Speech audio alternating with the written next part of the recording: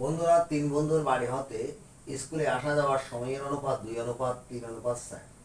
প্রথম বন্ধুর বাড়ি হতে স্কুলে যেতে 18 মিনিট লাগে, বাকি দুই বন্ধুর বাড়ি হতে স্কুলে যেতে কত সময় লাগবে? এগুলো যদি না বন্ধুরা একটু বড় করে করায়, বড় করে করালে ভালো হবে। প্রথম বন্ধুর সঙ্গে দ্বিতীয় বন্ধু এবং তৃতীয় বন্ধুর সম্পর্ক। তাহলে মনে করি দ্বিতীয় বন্ধুর সময় লাগবে, দ্বিতীয় বন্ধুর দুই বন্ধু বাড়ি হতে স্কুল কত, দুই বন্ধু হচ্ছে প্রথম বন্ধু, দ্বিতীয় বন্ধু, তৃতীয় বন্ধু। মনে করি দ্বিতীয় বন্ধুর সময় লাগবে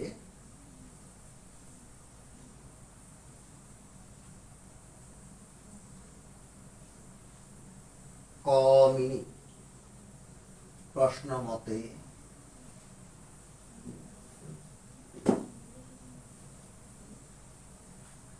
দ্বিতীয় বন্ধু প্রথম এবং দ্বিতীয় বন্ধুর অনুপাত হচ্ছে 2:3। প্রথম বন্ধুর সময় লাগে 18 মিনিট, তাই প্রথমে বসবে। দ্বিতীয় বন্ধুর সময় লাগে 18 মিনিট, ক মিনিট, তাই শেষে বসবে। আশা করি বোঝা গেছে।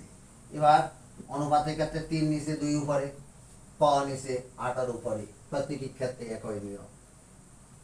এখন বন্ধুরা আমাকে আচ্ছা ইলেন করে দিন।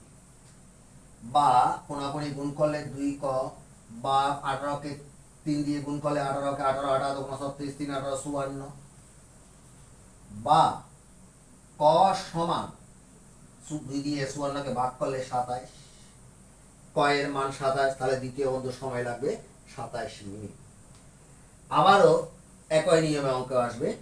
আমি পরের কাজ, তোমরা এটা বুঝতে পারবে না, আমি তো বুঝে দিচ্ছি, তোমাদের থাকবে তোমাদের খাতায় পরের কাজ। এবার হচ্ছে তৃতীয় বন্ধুর কাজ।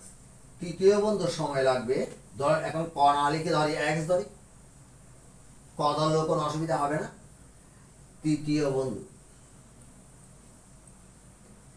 বন্ধুর সঙ্গে প্রথম বন্ধু এবং তৃতীয় বন্ধুর সম্পর্ক 2:4 সমান প্রথম বন্ধুর সঙ্গে তৃতীয় বন্ধুর সম্পর্ক। তাহলে 18:x। খ ধরলেও কোনো অসুবিধা হবে না। বা 4/2, x/18। বন্ধুরা আস্তে আস্তে বিদায় নিচ্ছে, তাই প্রশ্ন আমাদের আর প্রয়োজন নেই। বা 2x কোনাকুনি গুণ করলে 4/18/72, বা x = 36 × 72, 2 দিয়ে যখন 72কে ভাগ করবে 36 হবে। তাহলে দ্বিতীয় বন্ধু লাগছিল মনে হয় 27 মিনিট, তৃতীয় বন্ধু লাগতেছে 36 মিনিট। আমাদের অঙ্ক শেষ। এবার একটা সহজ নিয়ম দেখায় এই অঙ্কে। এটা সহজ নিয়মটা সর্বক্ষেত্রে প্রযোজ্য নয়, তবে জানাটা প্রয়োজন আছে। প্রথম বন্ধুর সময় লাগে 18 মিনিট, তার অনুপাত 2, অনুপাত দিয়ে এটাকে ভাগ করলাম, পেলাম 9। দ্বিতীয় বন্ধুর অনুপাত 3, তৃতীয় বন্ধুর অনুপাত 4, এটাকে 3 দিয়ে গুণ করো 27, এটাকে 4 দিয়ে গুণ করো 36, তাহলে আমাদের উত্তর হয়েছে, কিন্তু অঙ্ক নট সুইটেবল।